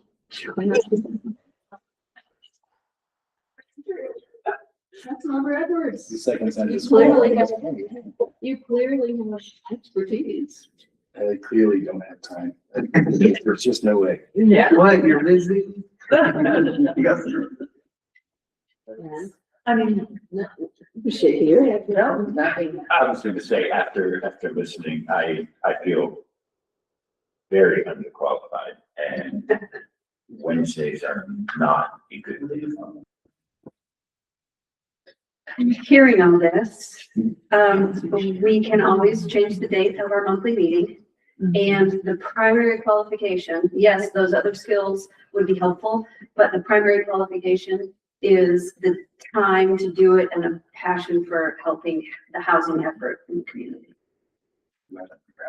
And I'll offer an olive branch, but I'll be there. Yeah. Before or after, just let me know. I'm more than happy to, help do some onboarding in that capacity. And our intention as a board is to eventually get to a position where we have onboarding material for new board members, whether it be at large or council members, and just have those kind of things that would make one feel not comfortable ironed out a little bit more, not too dissimilar to what that changes the city council's making. And honestly, I'm really happy with you all here, just to be honest. But, yeah.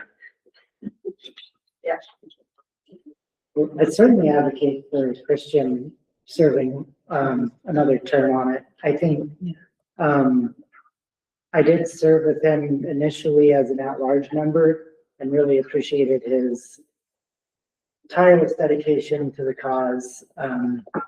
He was clearly had learned a lot about the landscape of housing and it takes a long time to learn. And so I feel like he's had that learning curve and dedicated that time and just truly a champion for those in Leadville who are struggling to find housing at all levels of the housing tiers. So I also think Christian has some of the longest tenure on the board. And so that board has seen a lot of turnover recently. There's 2 new county appointments. The executive director's new. And so while I do think it's good to have infusion of new energy and ideas, it also could be really good to have some continued expertise and to carry some of those knowledge through and just, I haven't seen anyone in our community as passionate as Christian about this topic. So I think I would feel really good about him representing the city on that board. I'm wondering if it would be wise to take a little time so that, like Councilmember Dolick could explore the possibility of a different date, or certainly Councilmember Carey could discuss it for Olson, who also will see the impact of this. That's Unless, like a good, and I'm guessing Councilmember Rebecca is not considering. Not You're the only one. Yeah, I mean, everybody else is sort of voiced, yeah. Okay, yeah, so it's kind of down to 2 of us from the sounds of it then. Yeah, I mean, it seems wise to make it, If I may throw a wrench in my own appointment, my one concern is to meet with the IGA, it is a requirement that at least one member is a council member. I would obviously not be a council member. I don't know if there's a conflict, and I'm almost wondering if legal might be the best person to answer this, but like, would that be an issue or break the IGA in some sort of way? Not that I think that he would for that, but I just wanted to make sure that that's good, because I don't. Mayor, What do you mean? can I offer one thing that I think just may be helpful, add some perspective? Okay, a lot of the work that the city council has been doing recently and will be doing as identified in the strategic plan and comprehensive plans related to housing. The role of city council is certainly not like building and constructing housing. We've been very clear that is not our role. We are doing a lot in the space of setting up our regulations and our incentives with ordinances, code, development agreements, programs, et cetera, so that we can partner with private developers. We can say, hey, what do you need from us? And what we ask from them is to commit for the property to be affordable housing. We depend heavily on, for all that work that we're doing and we will be doing in 2026 and beyond, for the Regional Housing Authority to manage the deed restriction. So I just wanted to add perspective that so much of the work that this group will be doing over the next few years is related to housing. If there's availability for a council member to serve in this position, I just wanted to offer that what you are essentially doing is furthering some of the critical work the city council is doing here, there, under that wearing that hat. So the big learning curve that I feel like I'm gonna be experiencing here, there could be some relevance to it. Because one of the main things that we're moving forward here is really the responsibility of the Regional Housing Authority to manage. Yeah. And it's extremely important. If nothing else, that's a super important role. So you're helping to advance the work that you're doing here. Yeah, they're intertwined. The numbers. Yeah. No, I mean, I feel like as long as, I think I could commit to taking it on, unless my husband's gonna stand up and object. Yes, he can after the meeting. Much more basic understanding of building stuff. So, yeah, I don't know if we want to put it off for, Well, you are we easily, could talk about it. on council, I think, I can safely say you are easily the most passionate person about affordable housing this is a way for you to be able to impact that directly. I Yeah. don't mean that to sway your decision tonight, but I can absolutely honestly say. No, I mean, I can say the passion and the care is there. Yeah, so that's, That's where Christians started, so just be careful. I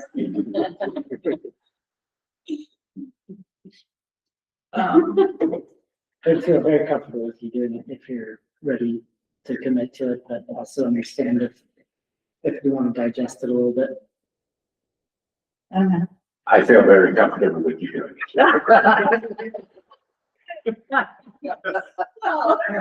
Seth, do you wanna like text me or shoot me? It's up here, you want to stand up. We already talked about this taking over your life. We covered this briefly. This is a great moment in small town government. Okay. Then I guess I would say I'm willing, like, if that's all it takes. That's exactly what it takes. That's better than some other times. Some people are. Let me tell you about the number of things I've been forced into. All right. Wow, well, thank you. Yeah, but all we have to do to force you to do is keep it quiet. So not true. So not. All right, well, I guess we have a resolution. So let's move it.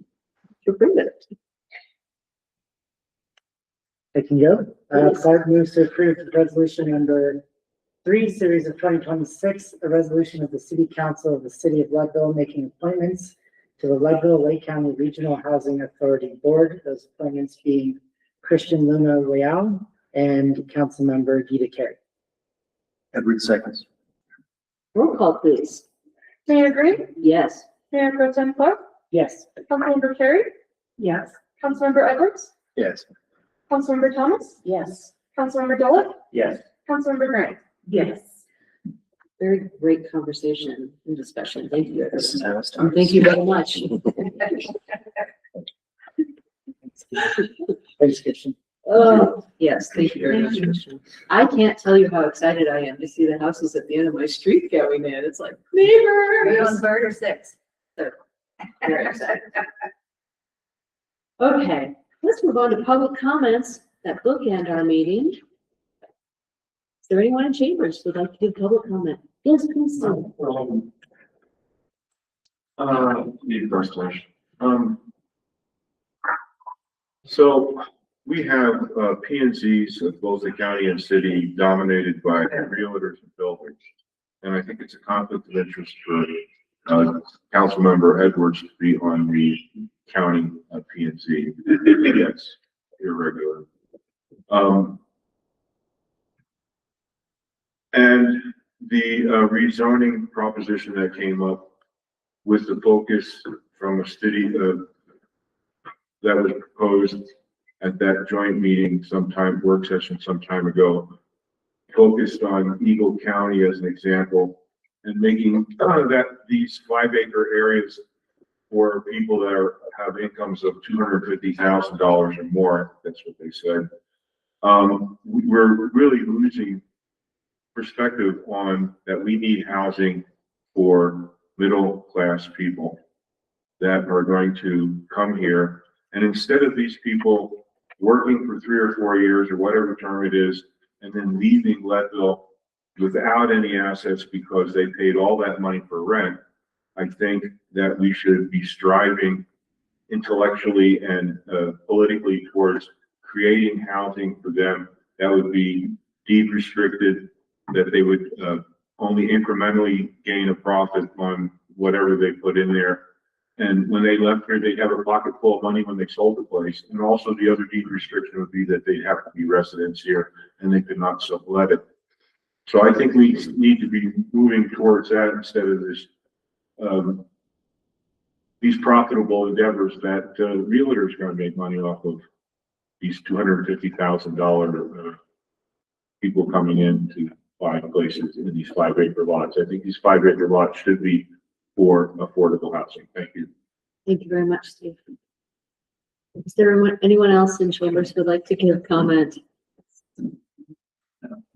Christian Millet, live in Leadville.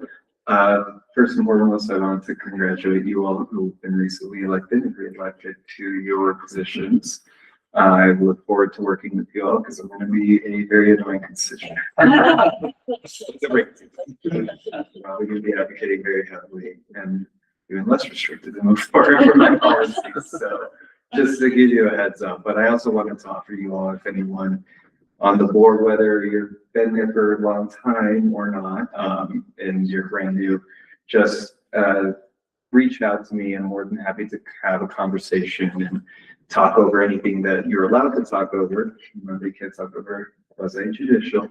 But anything other than that, I'm more than happy to talk to you all about anything that comes up, and I'm, here to offer my continual experience, is weird saying that for council, and just general perspective. So just wanted to make sure you all were aware of that. Always happy to talk to any of you. Thank you. Thank you. Thank you so much. Is there anyone else in chambers who would like to give public comment? Now's your time. No. Is there anyone online who would like to give public comment at the end of everything here? Okay, seeing none. Let's move on. Mayor's report. I haven't done much but work my other job in the last several weeks, so the only thing I really could have commented or prompted to report on is the flavor of the season for as far as respiratory viruses is influenza. Who's watching this? After mayor's report, we move on to council reports. So as members of council, we act as the city liaisons to the city on behalf of our constituents, and also with regard to our various partners in the city.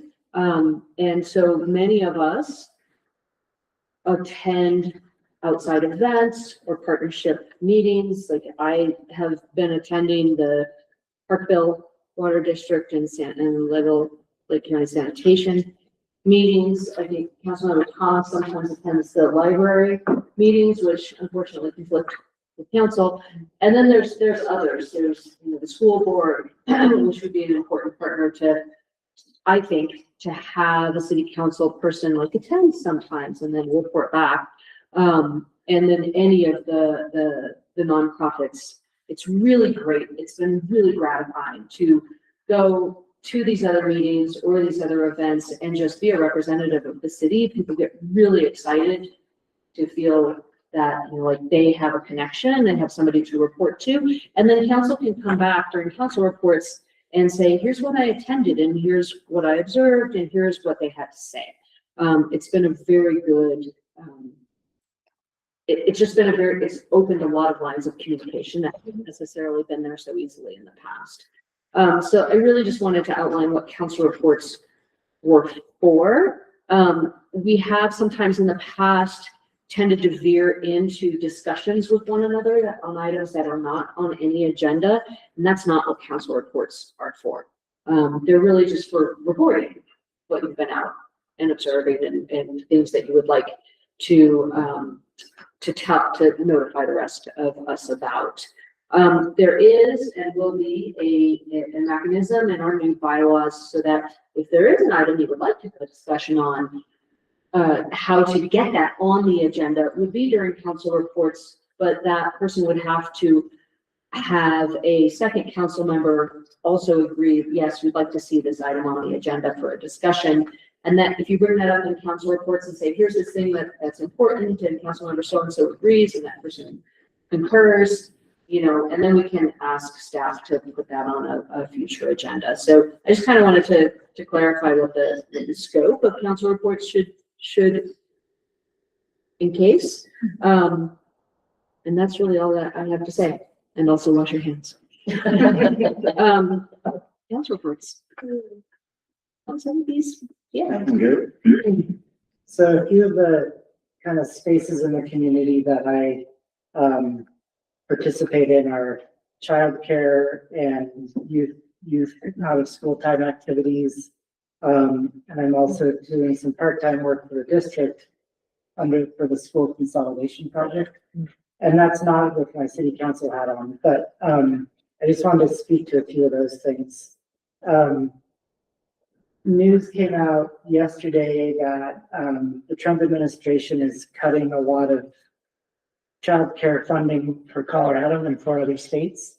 And childcare, the funding for childcare has already been a challenging thing. And in our community recently, an infusion of ARPA funds after the pandemic really helped a couple of our licensed childcares succeed. So that money has gone away, and now with more cuts, I haven't heard yet like what the direct impacts in Lake County will be, so there's a slim chance maybe it won't be that impactful, but I'm not sure. I do know that Lake County Build a Generations Child Care Coalition is working on a strategic plan for how to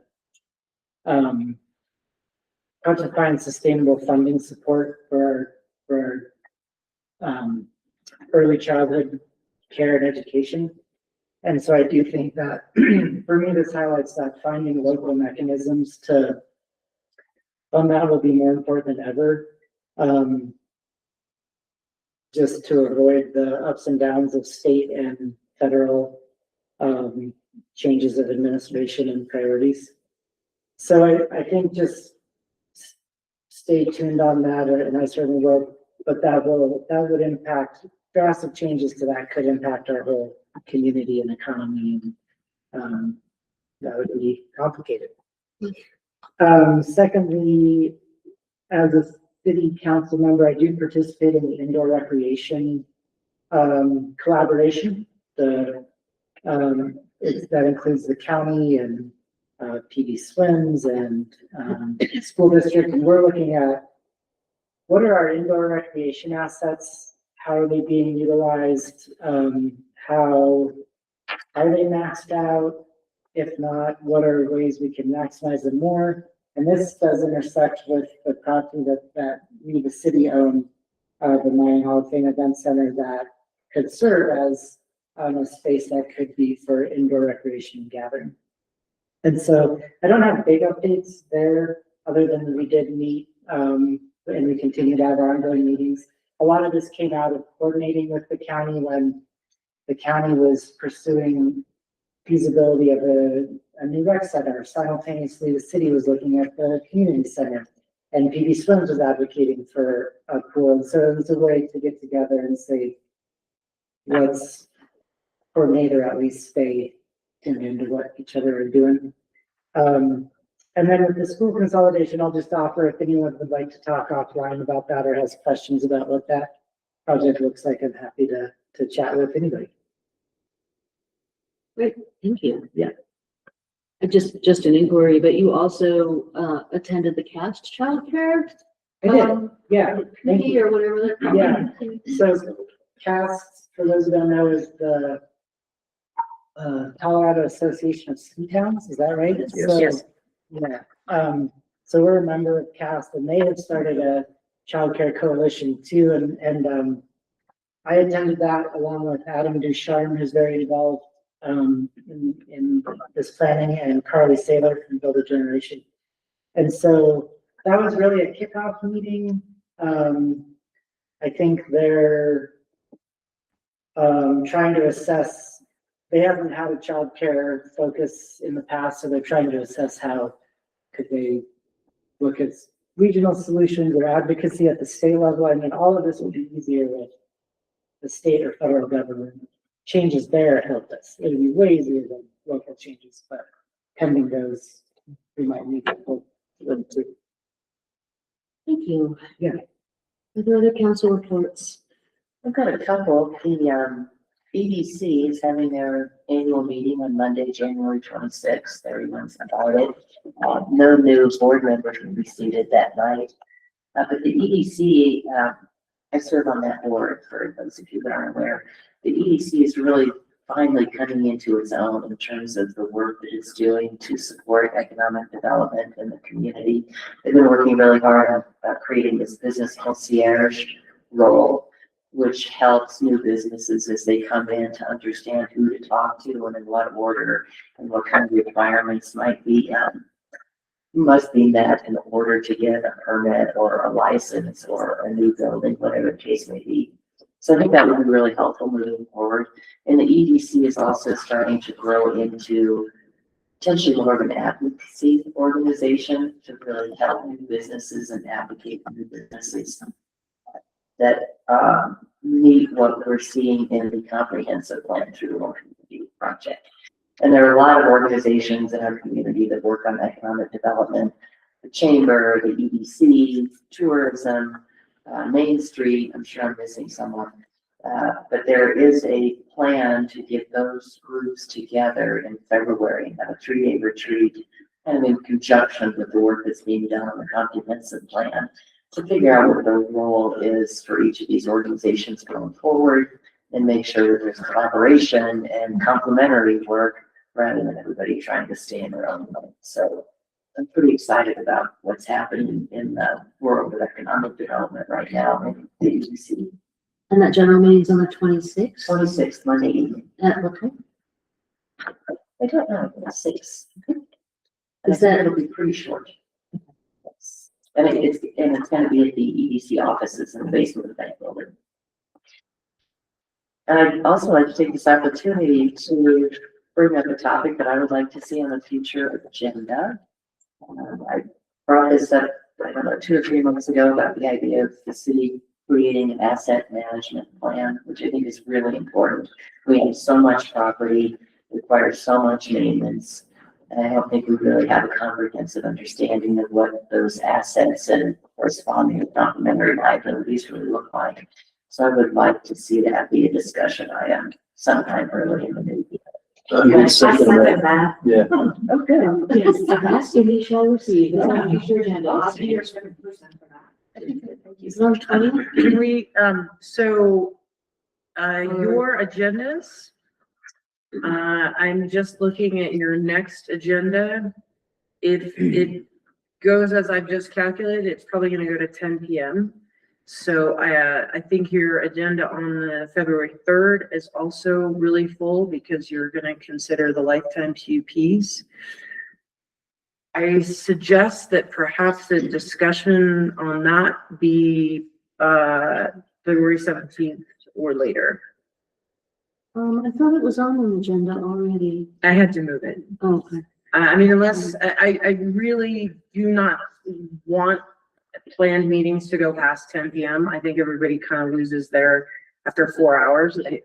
Our goal is not to have meetings go past 10 PM, so. Like I will tell people, the length of our meetings is, largely due up to how long you I want. have a work event on the 17th, and is the person who's interested in having that conversation, can we push it out one more meeting instead? Because I won't be able to be here, so know that too, or a quorum. And may I ask, are you sure the lifetime TPs will go long? Because I know we've had so much discussion that at this point, it does feel like sometimes they go fairly quickly because of all the work we did last year. So just. Well, I'll tell you, that's not, that is not the only reason your meeting is going to go long. You have, I'll tell you what is, you are having department reports, which go an hour and a half. Indeed. We're going to do the retrospective, and you, are going to get a presentation on the permits on that meeting, not a decision, but you're also going to be working towards selecting a contractor for the community center, which I suspect is going to be long. So given that department reports already takes an hour and a half of your meeting, I think that adding to that is a little too much to ask. So yes, Councilmember Grant, so that would put it on the meeting, right now tentatively for April 3. I mean, sorry, March 3, March 3. That's my birthday. Happy birthday gift. Happy birthday. All right, so we are gonna schedule that discussion to be 3.5 hours. Okay. It's mandatory. It's mandatory. Okay, Okay. all right, we'll put it on that meeting.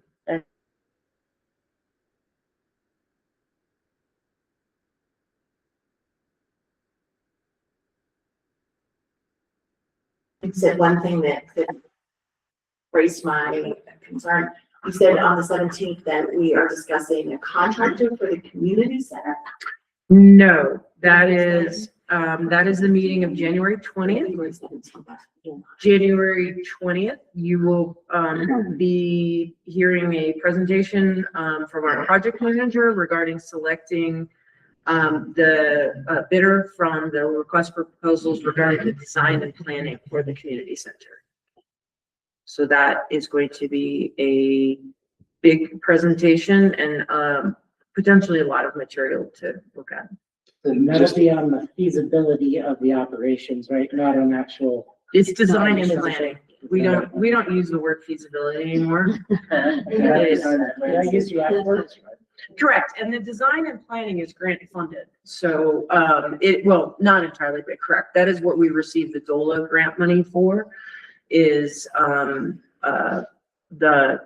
and all the bids came in under the amount that, so we have grant funding and we have a required match, and all the bids came in below that dollar amount. And I'll just tell you, it's been a long process. We had, I believe, 8 fabulous bids. We narrowed them down to 4 interviewees. We spent 4 hours yesterday doing interviews, and we'll have another meeting, but we'll get a ranking and probably a presentation regarding the ranking of why, and it is going to be a very tough choice. They're fantastic, fantastic firms that have put in to create something all amazingly qualified. So we are not at a loss for fantastic. We got really the best in the business bid on this project. So it'll be a tough decision. So I think I did want to mention an upcoming meeting. So that one will be a little bit longer. We try not to make them all. But that meeting, just because the department reports may go, hopefully not until 10, but it may be a longer meeting. All right. I'm done. Okay.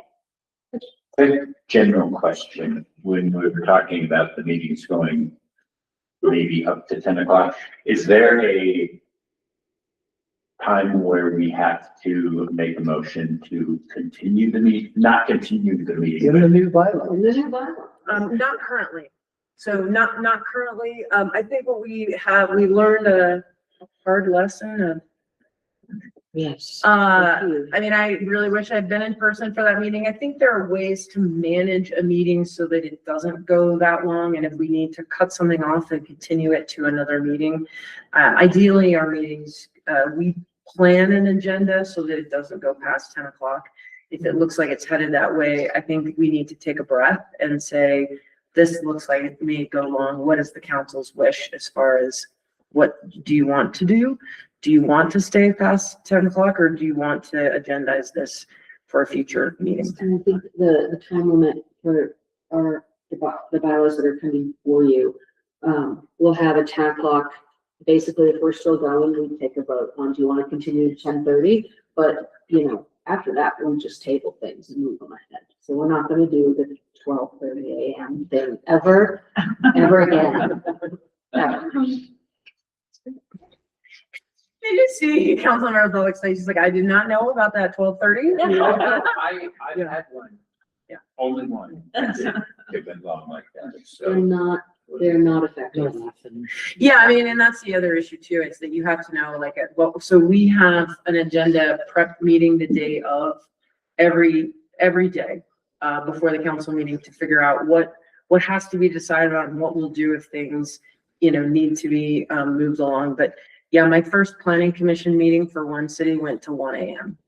and we were all virtual. So you can imagine how hard it was to stay focused. So yes, it is not a good thing for decision-making. It is not, we want people to be able to think through the decisions they're making and not have them be so late. So. Other questions, reports? Shall we move on to public meetings planning? This is, the day, the day of the week that starts the left-hand column, 250, and I was getting a little freaked out. But I don't, I just want to make sure planning and zoning is not on there yet. Or Chapin, have you proactively canceled our meetings for the first quarter? I'm gonna start clear on the question. When I look on our public meetings planner, I don't see any P and Z meetings. I just want to make sure that you're intending to have them, right? Yes. Is it not? One more answer, yes.